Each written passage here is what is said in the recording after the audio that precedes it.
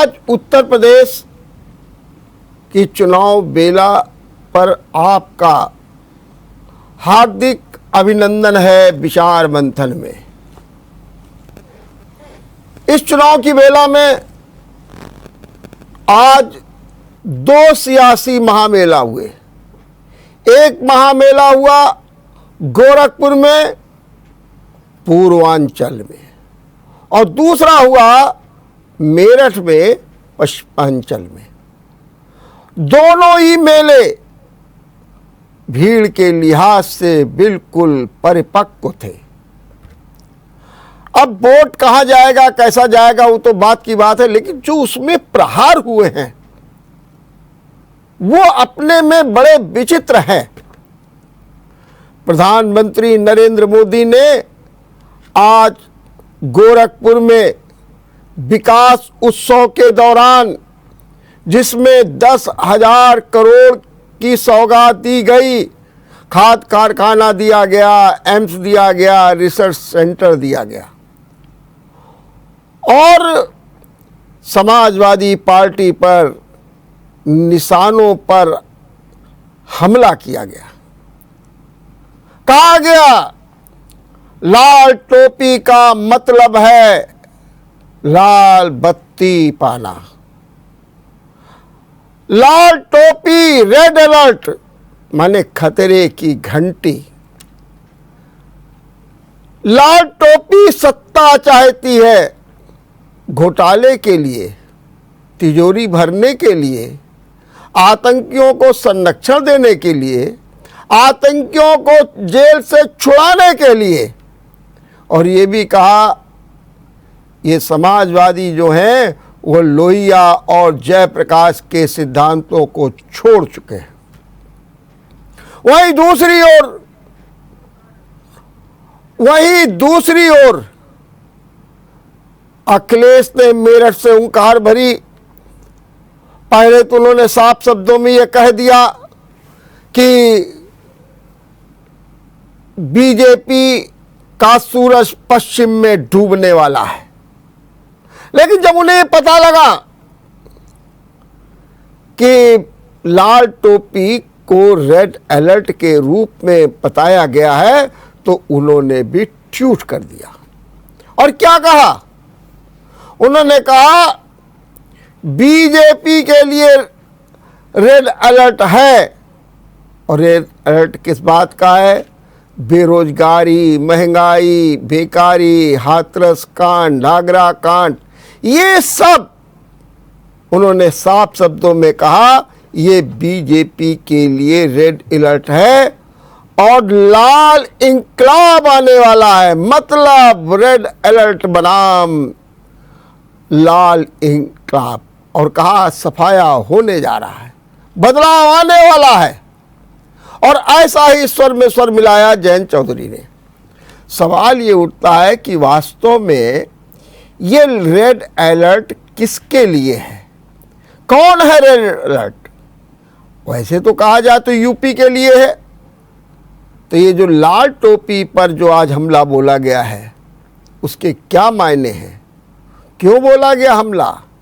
और सिर्फ लाल टोपी पर ही क्यों बोला गया? और जब अखिलेश भी बोल रहा है तो भी सीधे सीधे बीजेपी पर, योगी आदित्यनाथ पर ही बोल रहा है। इस सब बातों के मायने क्या है?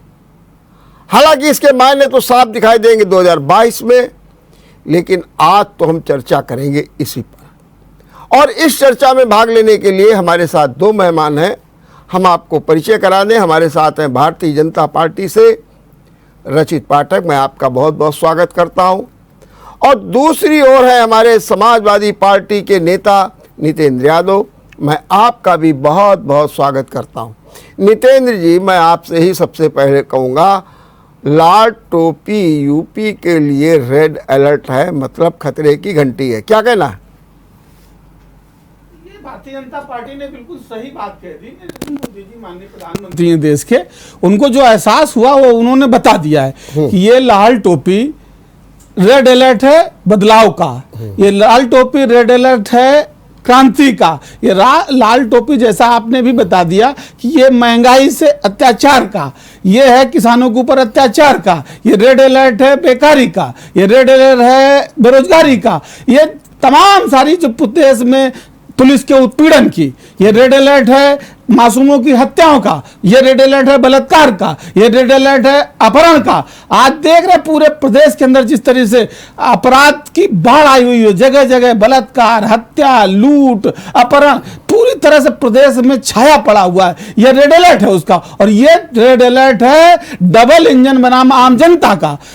आम जनता ने दिखा दिया है कि किस तरीके से उत्तर प्रदेश में आज अपराध की, महंगाई की, बेरोजगारी की जो बाढ़ आई हुई है, ये रेड अलर्ट है, ये खतरे का निशान है। आज आम जनता ने लाल टोपी पहन लिया है, लाल दुपट्टा डाल करके आज सड़कों पर आ गई है, और आदरणीय अखिलेश यादव जी के नेतृत्व में ये बदलाव का संकेत दे रही है। ये है रेड अलर्ट। आदरणीय रचित जी, आपने सुना रेड अलर्ट के कितने मायने बता दिए, और ये अखिलेश जी ने बताया और नितिन जी ने भी बता दिया कि रेड अलर्ट माने ये है बेकारी, बेरोजगारी, हत्या, लूट, हाथरस कांड, लखीमपुर कांड सारे जोड़ दिए, और कहा कि लाल इंकलाब आएगा, लाल इंकलाब। और 22 में बिल्कुल सीधे तौर पर सफाया हो जाएगा, बदलाव आएगा। क्या कहेंगे रचित जी? सर्वप्रथम तो मैं रमेश वर्मा जी, आपका और आप पूरे जेएमडी परिवार का धन्यवाद देना चाहता हूं कि आपने आज इस डिबेट में हमको शामिल किया। अभी नितेश जी बता रहे थे कि ये रेड अलर्ट, माननीय मोदी जी ने जो बताया है कि ये लाल टोपी खतरा, लाल रंग खतरा, ये हम भारतीय जनता पार्टी को जो विजन है, जो विकास का विजन था, उसके अलावा अखिलेश जी ने खुद ही जनता को दिखा दिया कि हम जो ये लाल टोपी लगाए हैं, ये रेड अलर्ट है जनता के लिए। जो पिछली सरकारों में उन्होंने गुंडागर्दी का रेड अलर्ट है, ये रेड अलर्ट है लोगों की जमीनों पर अवैध कब्जे का, ये रेड अलर्ट है युवाओं को जो उन्होंने बेरोजगार किया था पिछली सरकारों में, और आने वाली सरकार अगर मेरी आएगी तो मैं और युवाओं को बेरोजगार कर दूंगा, उसका रेड अलर्ट है। ये रेड अलर्ट है गुंडागर्दी का, ये रेड अलर्ट है भ्रष्टाचार का। जिस प्रकार से पूर्व की सरकार में, अखिलेश जी की सरकार में भ्रष्टाचार हुए, चाहे वो भर्ती घोटाला रहा हो, चाहे वो खनन घोटाला रहा हो, चाहे वो एक्सप्रेस में घोटाला रहा हो, चाहे वो आपका गोमती नदी रिवर फ्रंट घोटाला रहा हो, इन्होंने बताया कि मैं ये जो टोपी लगाए हूं ये जनता के लिए खतरे की घंटी है, ये जनता के लिए रेड अलर्ट है कि अगर आपने हमको दोबारा सत्ता में बैठाने का काम किया तो उसी प्रकार से गुंडागर्दी और भ्रष्टाचार को मैं चरम सीमा पर उत्तर प्रदेश में लेकर आऊंगा। ये रेड अलर्ट उन्होंने स्वयं बता दिया कि अगर ये लाल टोपी मैं लगाए हूं, आप देख लीजिए जनता जनार्दन कि अगर मेरी सरकार दोबारा 2022 में आती है तो इस उत्तर प्रदेश के अंदर कब्जों की बहार आ जाएगी, गुंडागर्दी अपने चरम पर हो जाएगी, अपराध चरम पर होगा, लूट चरम पर होगी, घोटाले चरम पर होंगे। मैं नितेश जी से पूछना चाहता हूं, मेरे 4.5 साल की सरकार में एक भी घोटाला क्या किसी जनता के सामने आया? कि एक भी घोटाले की जांच में कोई एक भी प्रकरण ऐसा जनता के बीच में आया? जबकि आपकी सरकार में अनेकों घोटाले हुए, जिसकी जांच चल रही है, जिसकी जांचें हुई, जिसमें लोगों को दोषी पाया गया। उत्तर प्रदेश में मैं आपको बताना चाहता हूं, अभी नितेश जी रोजगार की एक बस हो गया। रशीद सुन लीजिए, नितेंद्र एक बात और भी कह दी है। आपने ठीक कहा कि बेरोजगारी, लेकिन उन्होंने कहा कि ये जो रेड अलर्ट है, तो उन्होंने कहा कि एक तो सबसे बड़ी बात ये कह दी कि आप लोग समाजवादी हैं इसलिए लाल टोपी लगाते हैं, लेकिन आप जयप्रकाश और लोहिया की बातों को छोड़ आए हैं। और रेड अलर्ट माने किसी तरीके से आपको लाल बत्ती मिल जाए और फिर आप आतंकियों को संरक्षण दें, आप घोटालेबाजों को संरक्षण दें, घोटाला करें, और आप ये भी उन्होंने कहा माफियाओं को संरक्षण दें। सीधे तौर पे उन्होंने ये भी कहा तिजोरी अपनी अपनी भर लें और आतंकियों को छोड़ दें। उन्होंने बाकायदे ये 4-5 मुद्दे गिनाए हैं। इनके बारे में आपका क्या कहना है, ये बताइए पहले। अब वर्मा जी, मुझे ये लग रहा है कि मैं माननीय प्रधानमंत्री जी के सवालों का जवाब दूं या मुख्यमंत्री के सवालों का जवाब दूं, क्योंकि ये डबल इंजन की सरकार है। आज जनता ने ईमानदारी से, आप लोग अगर दिखा सकते हैं तो चैनलों में दिखा देंगे कि दोनों की भीड़, कि आज जो मैदान था वो मैदान छोटा पड़ गया और डी के अंदर भी लोगों के खड़े होने की जगह नहीं रही। ये साफ साफ दर्शाता है जनता का रेड अलर्ट। दूसरी तरफ माननीय प्रधानमंत्री जी का कार्यक्रम था, वहां पर कम से कम आधा किलोमीटर की तो ड्री ही थी, पूरा मैदान दिख रहा है कि किस तरीके से भीड़ उनके सामने है, और भी सरकारी तंत्र का इस्तेमाल करके। अब मैं रचित जी की बात का जवाब दे देता हूं। रेड अलर्ट इन्होंने तमाम बातों पे कहा, भ्रष्टाचार पे कह दिया, गुंडागर्दी सब बता दिया, लेकिन 4.5 बल्कि 4.25 साल हो गए उत्तर प्रदेश में माननीय योगी जी की सरकार को, और करीब 7 और साल होने जा रहे हैं केंद्र में सरकार को। 5 साल आदरणीय अखिलेश यादव जी के नेतृत्व में जो उत्तर प्रदेश की एक स्वच्छ और ईमानदार सरकार चली, उसका नतीजा आज सामने है। ये आए थे 2 करोड़ रोजगार प्रतिवर्ष देने, क्या कर रहे हैं? 2 करोड़ रोजगार प्रतिवर्ष छीन रहे हैं आपके सामने, इसके तमाम उदाहरण। और भ्रष्टाचार की बात, मैं एक बात कह दूं भ्रष्टाचार की, भ्रष्टाचार के तमाम उदाहरण आज सामने हैं। गोमती रिवर फंड की इन्होंने जांच की, जिसमें जैसे ही भारतीय जनता पार्टी के विधायक का नाम आया जांच बंद कर दी गई। जैसे भारतीय जनता पार्टी के विधायक का नाम आया जांच बंद कर दी गई। टीटीटी के घोटाले, हर पर्चा लीक, भारतीय जनता पार्टी के विधायक का नाम आता है जांच बंद कर दिया। आज दीपावली घोटाला हुआ, हमने उस परीक्षा को रद्द किया, जबकि आप स्वयं पर्चों को लीक कराकर भर्ती में घोटाले करने का काम लगातार भर्ती में युवाओं को रोजगार देने का काम किया। 10 भर्तियां लगातार लीक हो गई, ठगने का सारे पर्चे लीक होते क्यों होते भाइयों के? युवाओं को आप ठोको नीति चलाते हो, आप ठोको नीति चलाते हो, स्वयं घोटाला, आप ठोको नीति चलाते हो और एक पर्चा नहीं बचा पा रहे हो। कितना दमदार आपका शासन है दिखाई पड़ रहा है। ठोको नीति चलाते हो, आप स्वयं आप कहां बचा पा रहे हो? आप कहां रोक पा रहे हो? आपने 3 सारे पर्चे लीक हो जा रहे हैं, सारे पर्चे लीक हो जा रहे हैं। युवाओं को रोजगार देने का काम सारे भ्रष्टाचार में लिप्त हुए आपने पूरे उत्तर प्रदेश में बेरोजगार करने का काम किया। तो आप बोल लो, आपने बोल लेने दो। एक मिनट, अगर प्रधानमंत्री ने कोई बात की है तो उसमें कुछ ना कुछ तथ्य है। जैसे मैं आपको उदाहरण बताऊं, ब्रजलाल इस समय जो राज्यसभा में है और तत्कालीन डीजीपी भी थे, उन्होंने खुद कहा कि आतंकियों को छुड़ाने का काम हुआ है अखिलेश सरकार में। उन्होंने भी कहा कि आतंकियों को संरक्षण दिया गया। और अगर घोटाले की बात की जाए, और हाँ, मैं वही नितिन जी आप ही से मैं पूछ रहा हूँ, घोटालों की भी बातचीत की जाए तो गायत्री प्रसाद जो है बिल्कुल सामने हैं, उनके बारे में आप क्या कहेंगे? तो आखिर सरकार के पास माफिया बिल्कुल पूरी तरीके से पनपे, जिन पर बुलडोजर इस समय चलाया जा रहा है, तो कुछ सबूत तो है ही है। और क्यों नहीं ये जनता को सावधान किया जाए कि भाई देखिए ये हुआ है इस सरकार में और अब इनसे सतर्क रहिए। तो मैं यही आपसे पूछ रहा हूँ, बात में तो कहीं दम है। मैं कहना चाहता हूँ जी, ये मैं पूछना चाहता हूं भारतीय जनता पार्टी के हमारे साथी से जी, कि मौलाना मसूद अजहर को जेल से निकाल करके और उसको अफगानिस्तान छोड़ने कौन गया था? समाजवादी पार्टी के लोग गए थे कि भारतीय जनता पार्टी अटल बिहारी वाजपेयी जी की सरकार में छोड़ा गया था। कितने आतंकवादी और कितने अपराधी जो भारतीय जनता पार्टी के में शामिल हो गए और उनको वॉशिंग मशीन में डाल करके और उनको गंगा जल छिड़क करके पवित्र कर दिया जाए। आज पूरा पूर्वांचल बबलू श्रीवास्तव से लेकर भैया तक के नाम ले लीजिए। माननीय अखिलेश यादव जी ने तो छुआ नहीं किसी को, जिसका ये पिछले बार भी इनके माननीय गृह मंत्री ने जेएम का फलफार्म बताया था। क्या मुख्तार अंसारी समाजवादी पार्टी में है? क्या अतीक अहमद समाजवादी पार्टी में है? कभी थे? क्या डीपी यादव समाजवादी पार्टी में? आदरणीय अखिलेश यादव जी ने पिछले 2012 में यहां तक कि परिवार में क्लेश भी इस बात को लेकर के हुआ, उनके चाचा तक से उन्होंने विवाद कर लिया, उनको अलग कर दिया कि हमारी पार्टी में, मेरे नेतृत्व में कोई भी माफिया, कोई भी गुंडा समाजवादी पार्टी का सदस्य नहीं बन सकता। उन्होंने डीपी यादव को लेने से मना किया, सारे टीवी चैनलों ने इस बात को कहा। उन्होंने मुख्तार अंसारी के साथ कोई समझौता नहीं किया, उन्होंने अतीक अहमद से कोई समझौता नहीं किया। ऐसे तमाम नाम, कोई भी एक अपराधी, और ये अपराधियों की बात करेंगे जो मुख्यमंत्री 19 मुकदमों से लदा हो, जो उप मुख्यमंत्री 52 मुकदमे जिसके ऊपर, उनसे बड़े अपराधी माफिया कहां पर हैं? एक मिनट रची जो ये बात कर रहे हैं, एक मिनट, तो ये बात भी कहीं ना कहीं इनके भी बात में दम है। अतीक कानपुर आ रहे थे चुनाव लड़ने के लिए, बड़े लाव लश्कर के साथ, बड़ी भीड़ थी कि सपान टिकट दे दिया है, कैंट से चुनाव लड़ने। 1 मिनट में अखिलेश ने उनको वापस करवा दिया था। तो क्या इस बात का ये द्योतक नहीं है कि चरित्र कुछ भी रहा हो पिछली सरकारों में, मैं उसके बिना, लेकिन अखिलेश ने तो कम से कम ये सफाई दिखाई है। वर्मा जी, मैं समाजवादी पार्टी के साथी नितिन जी को बताना चाहता हूं, अभी जैसे उन्होंने कहा कि मुख्तार अंसारी, अतीक अहमद, डीपी यादव ये हमारी पार्टी में नहीं है।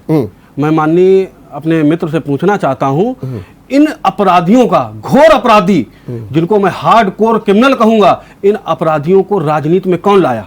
इन अपराधियों को सबसे पहले चुनाव किसने लड़ाया? इन अपराधियों को विधानसभा में भेजने का काम किस दल ने किया? इन अपराधियों को लोकसभा में भेजने का काम किस दल ने किया? समाजवादी पार्टी ने किया।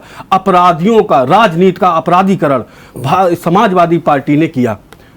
आपने कहा कि हमारे उन चाचा और भतीजे से विवाद हो गया, तो नितिन जी को मैं बताना चाहता हूं, चाचा भतीजे का विवाद अपराधियों को शामिल करने में नहीं हुआ है। लाखों करोड़ के खनन घोटाले को लेकर हुआ है, उसके बंदरबाट को लेकर हुआ है, उसके बंटवारे को लेकर हुआ है, उस अवैध और काले धन के बंटवारे को लेकर चाचा भतीजे का विवाद हुआ है। गायत्री प्रजापति को लेकर चाचा भतीजे का विवाद हुआ है। इन सभी अपराधियों का, पूरे उत्तर प्रदेश में अपराधियों को अगर किसी ने नेता बनाने का काम किया है तो वो समाजवादी पार्टी सरकार ने किया था, कर रही है और कर रही है। अभी पूर्व में कानपुर की घटनाएं हुई, मेरा समय मुझे बोल लेने दीजिए। कानपुर में एक दिन में 3 हत्याएं हुई। जेएमडी के माध्यम से माननीय अमिताभ वाजपेयी जी से मेरी उस दिन डिबेट हुई इस विषय पे। उन्होंने मेरे ऊपर, भारतीय जनता पार्टी की सरकार के ऊपर, लॉ एंड ऑर्डर के ऊपर तमाम आरोप लगाए, लेकिन माननीय मैं आपको बताना चाहता हूं, तीनों हत्याएं समाजवादी पार्टी के चिन्हित कार्यकर्ताओं ने, मौजूद वर्तमान में पदाधिकारियों के द्वारा की गई थी। इसका खुलासा पुलिस ने किया। तो इन अपराधों को कौन कर रहा है? ये अपराधी कहाँ से आ रहे हैं? आपने पूरा तो नहीं बोलोगे, और लोग भी जिन अपराधियों को नेता बनाया था, जिन अपराधियों को नेता बनाया था योगी जी ने, वो उत्तर उन नेताओं को जेल में, और योगी जी की सरकार।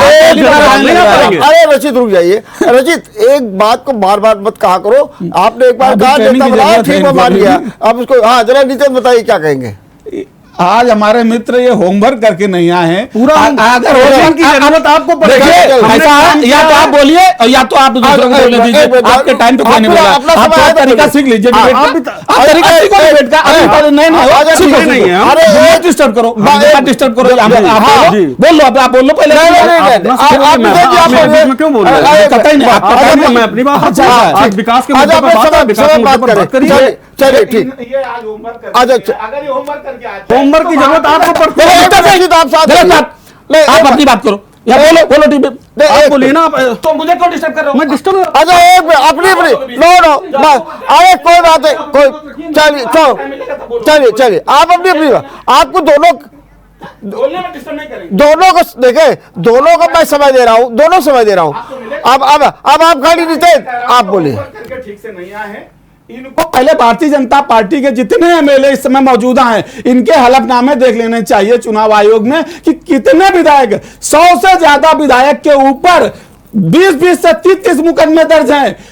50 विधायक ऐसे हैं जिनके ऊपर 40 से 50 मुकदमे ऐसे हैं, और कम से कम 15 विधायक ऐसे हैं जिनके ऊपर 40 से 50 मुकदमों की फहरिस्त है, और मुख्यमंत्री और उप मुख्यमंत्री इसका प्रमाण है। ये क्या गुंडागर्दी की बात करेंगे, कब की कहां की झूठे तथ्य लेकर के आ जाते हैं। आज बात विकास की हो रही है, मैं पूछना चाहता हूं, 4.5 साल, पौने 5 साल में उत्तर प्रदेश में उद्घाटन का उद्घाटन और शिलान्यास का शिलान्यास करने के अलावा कौन सा नया काम आपने कर दिया? आपने 2 करोड़ रोजगार देने की बात कही थी, आपने कितने रोजगार? आपने 4.5 लाख, आपने अपराध में नंबर 1 की बात की है, और आज पूरे हिंदुस्तान में तीसरे नंबर पर भुखमरी पर। एक मिनट, अब आप हो जाइए। अब रचित, मैं आपसे पूछ रहा हूं, रचित ये बताइए कि आज ये भी बात प्रधानमंत्री ने की कि डबल इंजन की सरकार से ही विकास होता है जी, और उन्होंने एक बात और कही, उन्होंने कहा कि ये गोरखपुर में खाद कारखाना 2 सरकारें पिछली बार रहीं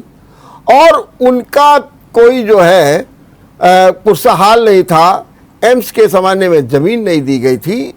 ये तो खैर जवाब नितिन देंगे, लेकिन उनका कहना है कि ये डबल इंजन की ही सरकार से काम चलेगा, वही सेवा भाव रखती है। इसके बारे में आपका क्या कहना है? जबकि अखिलेश कह रहे हैं कि डबल इंजन टकरा रहा है इसलिए कोई काम नहीं हो रहा। बोलिए। डबल इंजन की सरकार से उत्तर प्रदेश विकास की ओर अग्रसर है। मैं आपको बताना चाहता हूं, इससे पूर्व में अपने उत्तर प्रदेश में कितने एयरपोर्ट होते थे? आज उत्तर प्रदेश में 9 एयरपोर्ट लगभग कंप्लीट हो रहे हैं। जेवर का एयरपोर्ट जो उत्तर प्रदेश में बन रहा है वो एशिया का सबसे बड़ा एयरपोर्ट है। एम्स पिछली सरकार में जब थी, इस मोदी जी की सरकार से पहले पूरे देश में 2 एम्स हुआ करते थे। आज 16 एम्स जनता को समर्पित होने के लिए तैयार हैं। तो ये डबल इंजन सरकार का ही नतीजा है। हमने आपकी पिछली सरकारों ने 350 करोड़ गन्ना किसानों के मुआवजा देने का काम किया था। हमारी सरकार 10,000 करोड़ उस मुआवजे को बढ़ाकर 10,000 करोड़ रुपए का गन्ना किसानों को मुआवजा देने का काम किया। आपने पूर्व की सरकारों में, जैसे मेरे मित्र ने रोजगार की बात की थी, तो रोजगार में मैं अपने मित्र को बताना चाहता हूं कि ये जो फर्टिलाइजर लगा है, इससे पहले उत्तर प्रदेश में जो फर्टिलाइजर लगे थे, हमारे कानपुर में भी फर्टिलाइजर लगा था। आपकी सरकार ने उस फर्टिलाइजर को बंद करने का काम किया। जब मेरी सरकार आई उस फर्टिलाइजर को भी चालू कराया गया। नए फर्टिलाइजर भी गोरखपुर में इतना बड़ा फर्टिलाइजर लगाने का काम किया गया। उससे क्या है, किसानों को राहत मिलेगी, कम दाम पर खाद उपलब्ध होगी और युवाओं को रोजगार मिलेगा। अब रोजगार आ जाती है सरकारी नौकरी को लेके। माननीय हमारी योगी जी की सरकार में अभी तक 5 लाख युवाओं को रोजगार देकर उनको नियुक्ति पत्र दिया जा चुका है।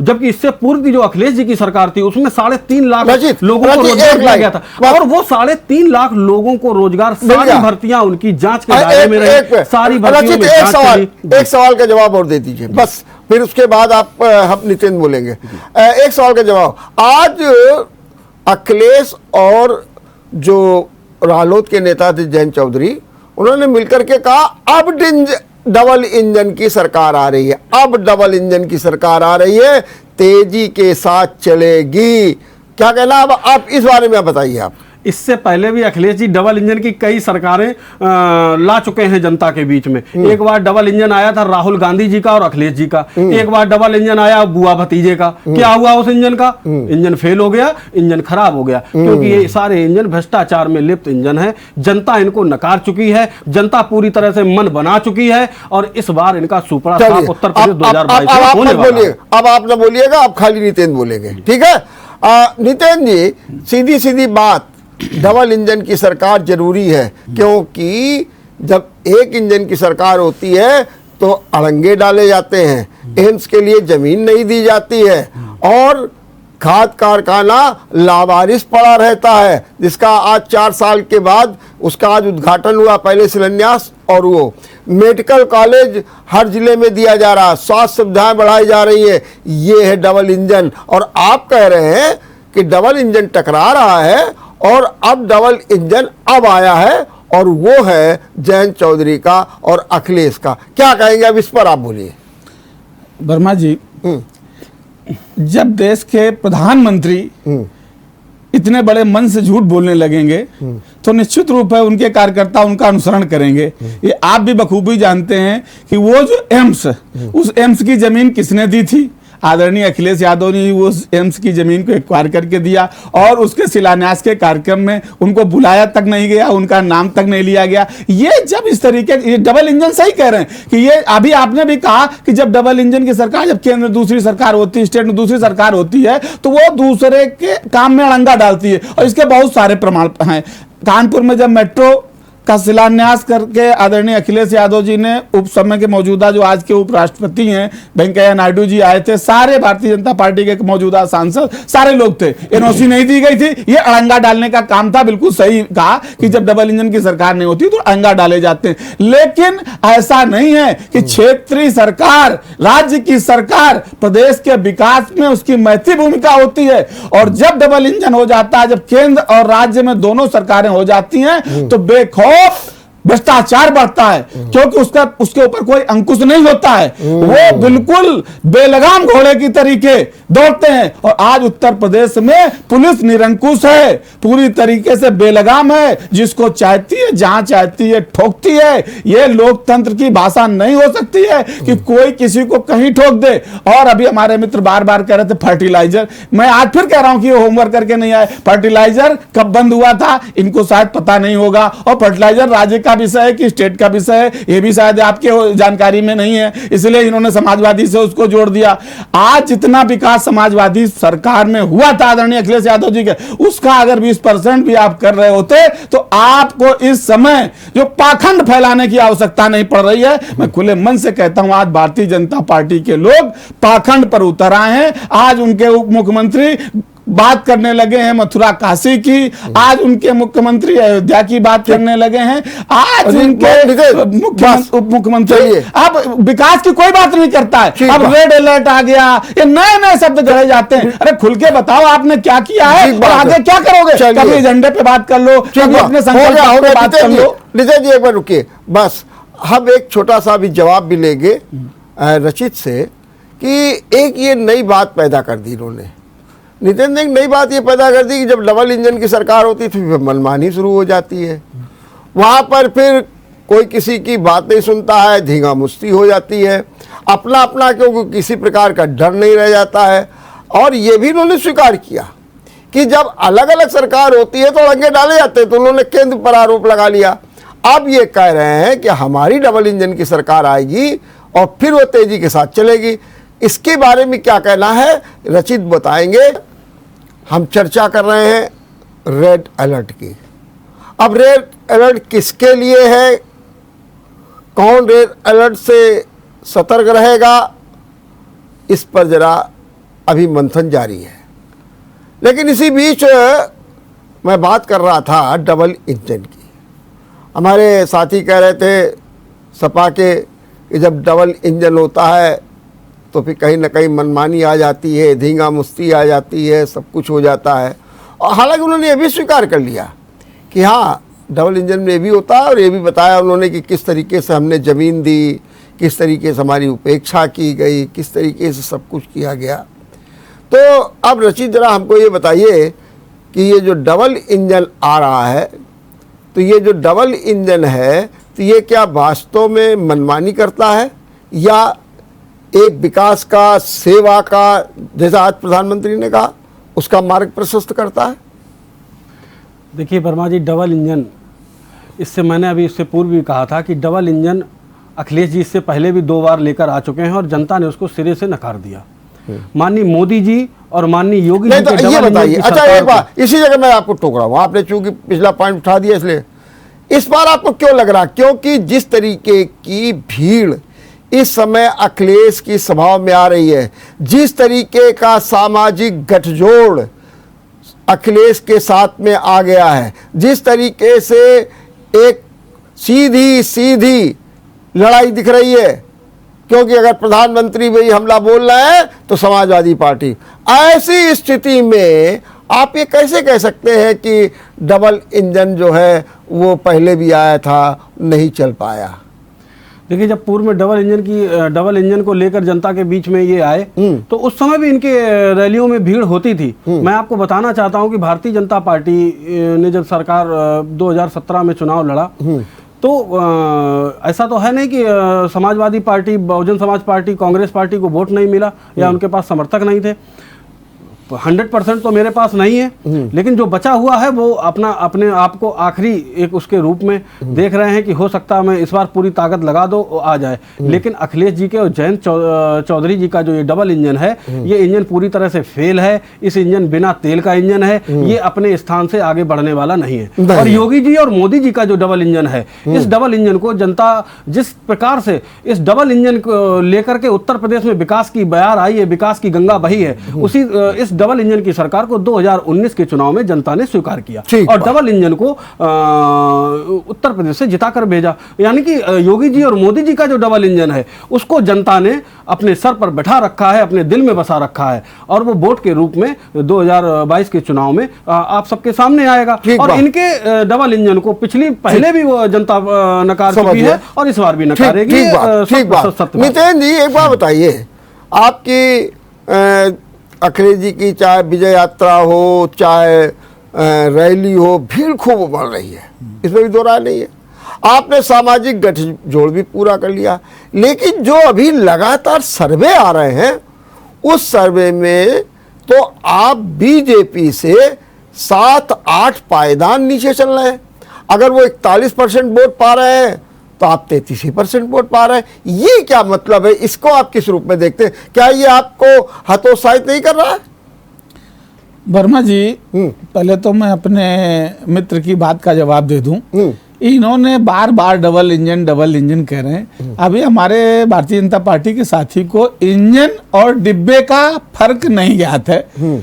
डबल इंजन का मतलब केंद्र की सरकार और राज्य की सरकार है, उसके सहयोगी साथी नहीं होते जिनको वो इंजन कह रहे हैं, ये डिब्बे हैं। और ये जो डिब्बे पहले उत्तर प्रदेश में भारतीय जनता पार्टी के एक इंजन के साथ लगे थे, उसमें आधे से ज्यादा वो डिब्बे कट गए हैं, उनकी गाड़ी बहुत छोटी हो गई है और वो सारे डिब्बे आज समाजवादी पार्टी के मुखिया आदरणीय अखिलेश यादव जी के इंजन के पीछे लग गए हैं। तो एक तो ये रास्ता बहुत बड़ा हो गया है, अब उसको गैप को भरने में भारतीय जनता पार्टी को बहुत समय लगेगा। अब मैं आपकी बात का जवाब दे रहा हूं। पहला इसी जगह एक पॉइंट, लेकिन ये हम नहीं कह रहे हैं, ये तो आज जयंत चौधरी ने कहा और अखिलेश ने उस पर हामी भरी कि हम लोगों का जो डबल इंजन चलेगा वही असली इंजन होगा। मैं ये कह रहा हूं। नहीं, बिल्कुल ठीक बात है। मैं वो इनसे कह रहा हूं, ये जो इंजन की बात हो रही थी, अब यहाँ इंजन और ट्रेन की नहीं, हम लोग धरातल की बात करेंगे। निश्चित रूप से जो हम इसको भी, जो आप कह रहे हैं कि भारतीय जनता पार्टी 41% और समाजवादी पार्टी 32% पर आ गई है, ये हमें हतोत्साहित नहीं कर रहा है, हमें ये प्रोत्साहित कर रहा है। जब मीडिया हमें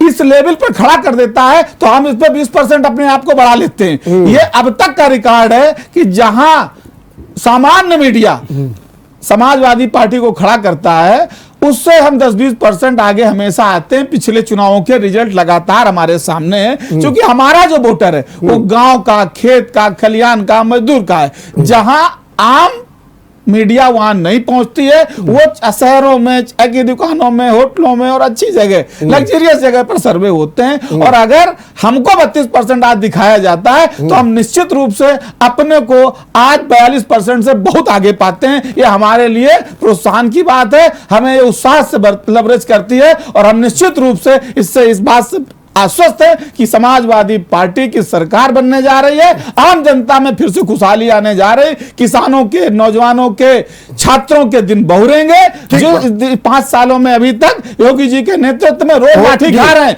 लोग मुकंडिल लेकर के जाते हैं और उनको पुलिस ठोक देती है। ये वो नौजवान, रचित जी भी हमारे नौजवान हैं, इनको नौजवानों का दर्द एहसास होगा।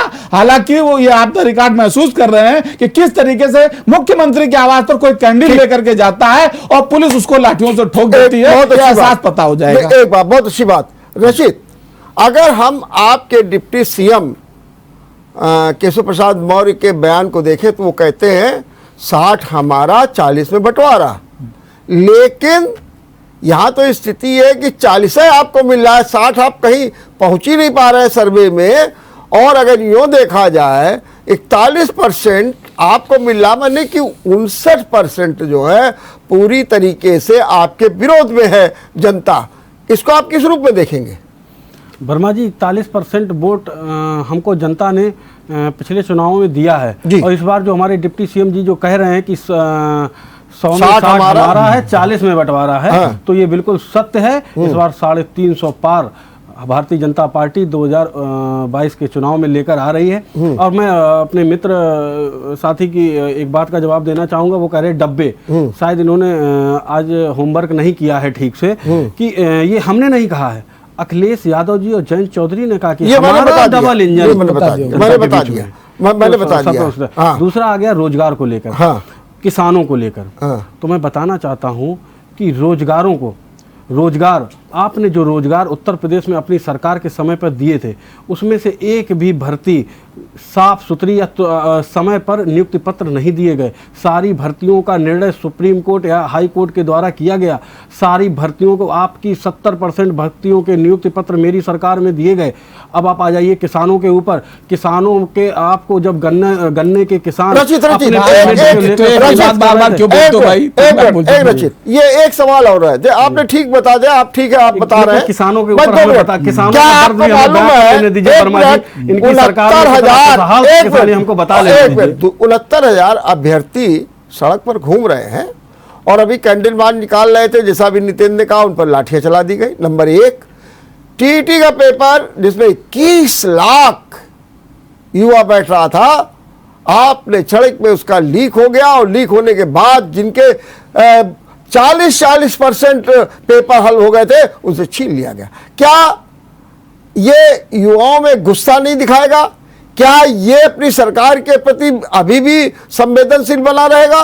क्या वो लाठियां खाने के बाद भी आपके साथ जुड़ा रहेगा? हमको जरा इसका जवाब दे दीजिए। वर्मा जी, टीईटी की परीक्षा के उपरांत बीच में ही हमारे जो है जांच एजेंसियों के द्वारा पकड़ा गया कि प्रश्न पत्र को लीक, हम सवाल इस पर बची रहे हैं, हम जा रहे हैं कि जब परेशानी हुई है, आप परेशानी हुई, गिरफ्तार कर लीजिए, सब कुछ कर लीजिए, लेकिन क्या फायदा? आप जो रात भर बेचारे सड़कों पर पड़े रहे युवा अपनी नौकरी के लिए, मैं सवाल ये पूछ रहा हूँ, पकड़ लीजिए, आप किसी कुछ भी कर दीजिए, लेकिन होगा क्या? को रद्द करने की घोषणा की गई, उसके तुरंत बाद माननीय योगी जी के द्वारा जितनी सरकारी बसें और प्राइवेट बसों को केवल इस काम पे लगाया गया कि अभ्यर्थियों को निःशुल्क उनके घर तक पहुंचाया जाए और लगभग लोगों को निःशुल्क सरकारी वाहनों के द्वारा पहुंचाया गया। मेरा सवाल, क्या इससे युवाओं में गुस्सा नहीं होगा? मैं सीधा सवाल पूछ रहा हूं। लेकिन अगर आप वर्मा जी ये बताइए, अगर उस परीक्षा को रद्द ना किया जाता, पता नहीं कितने अभ्यर्थियों के पास वो पर्चा होता,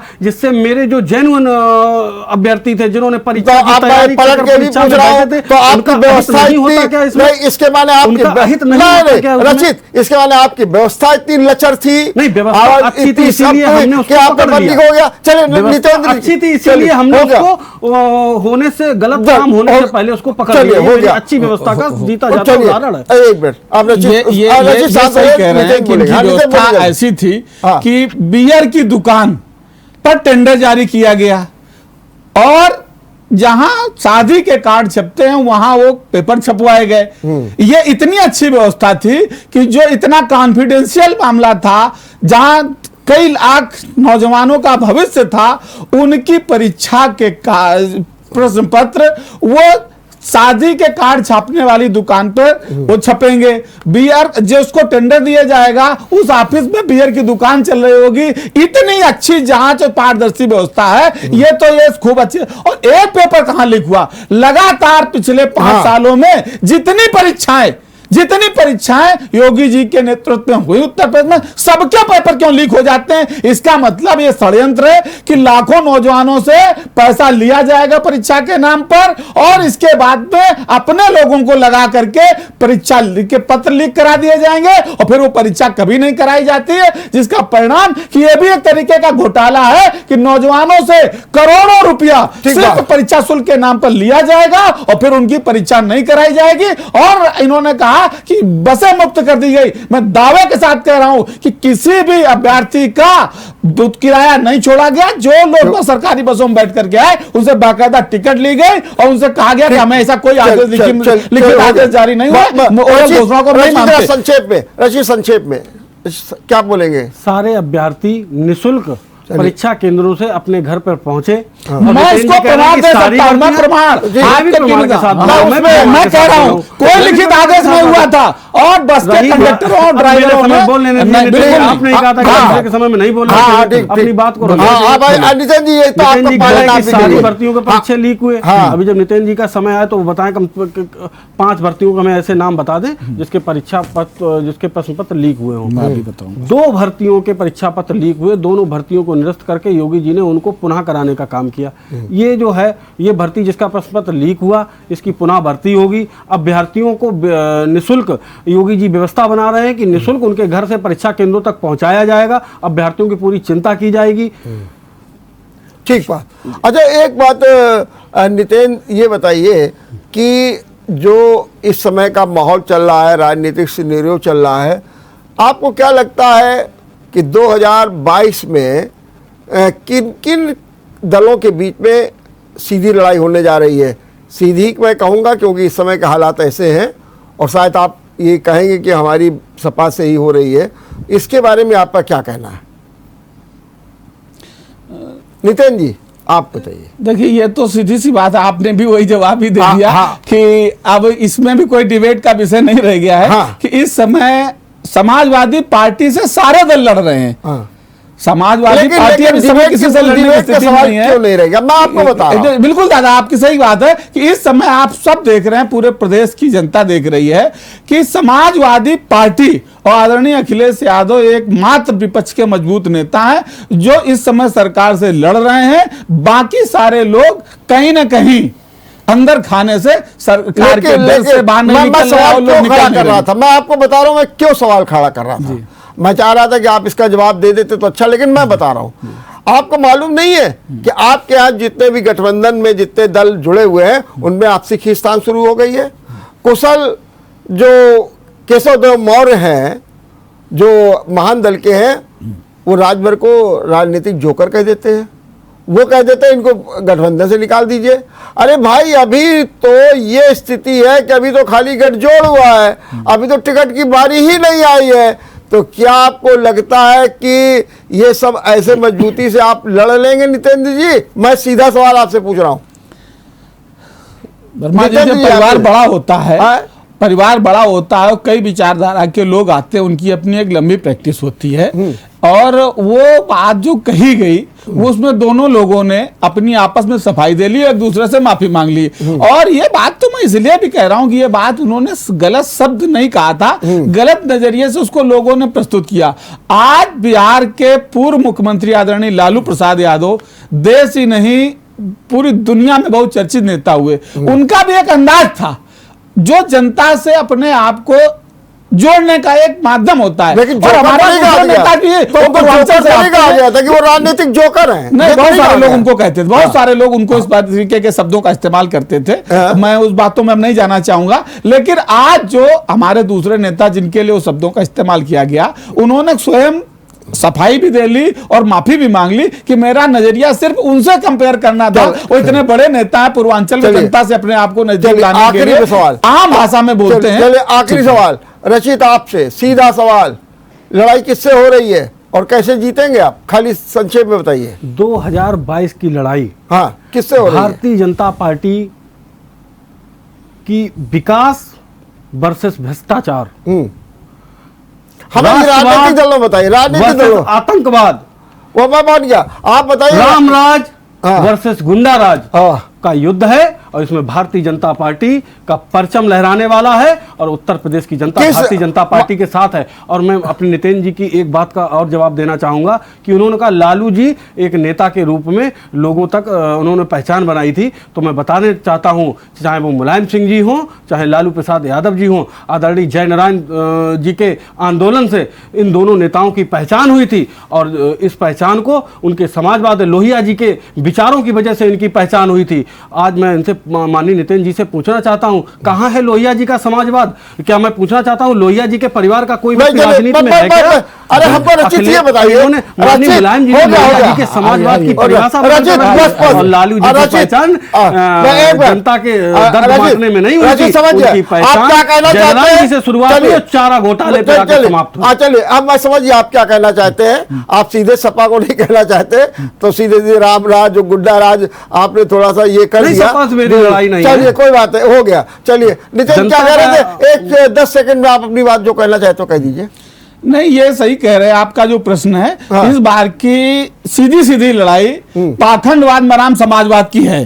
और जैसा कि अभी इन्होंने चर्चा की, ने कहा कि लोहिया जी का समाजवाद यही था जो आज आदरणीय अखिलेश यादव जी के नेतृत्व में परवान चढ़ने जा रहा है। उन्होंने कहा था 100 पाने बांधी गांठ, 100 में पिछड़े पावे 60। आज 60% लोग आदरणीय अखिलेश जी के नेतृत्व में भारतीय जनता पार्टी के ताबूत में आखिरी कील ठोकने का काम करने करने जा रहे हैं। आज पाखंडवाद बनाम समाजवाद की लड़ाई एक नंबर पर है और आज पाखंडवाद हारेगा, समाजवाद जीतेगा। किसान, नौजवान, व्यापारी, बहुत बहुत धन्यवाद, बहुत बहुत धन्यवाद नितिन जी, आपको बहुत बहुत धन्यवाद। और रशीद जी बहुत बहुत धन्यवाद। एक मिनट, एक सेकंड में बोल दीजिए जल्दी से। समाजवाद, लोहिया जी का समाजवाद ये नहीं है कि अखिलेश यादव मुख्यमंत्री हैं, लेकिन भारतीय जनता पार्टी के लिए समाजवाद ये है कि एक बेटा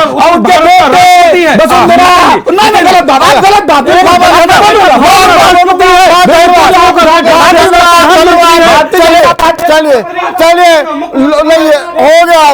धन्यवाद धन्यवाद धन्यवाद धन्यवाद धन्यवाद, आप बिल्कुल धन्यवाद धन्यवाद धन्यवाद। बंद हो गया बंद हो गया बंद हो गया बंद।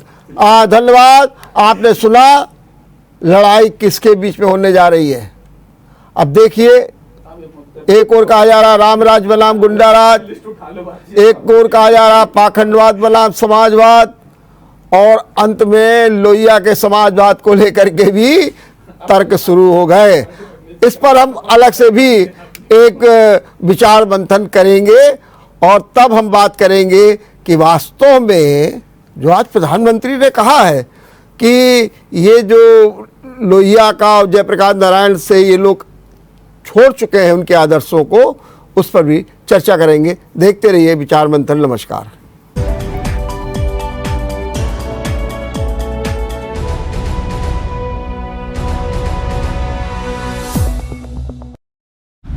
अगर आपको हमारा वीडियो पसंद आया हो तो हमें लाइक करें, सब्सक्राइब करें और ज्यादा से ज्यादा शेयर करें। और हाँ, बेल आइकॉन दबाना ना भूलें ताकि हर खबर का अपडेट आप तक पहुंचे तुरंत।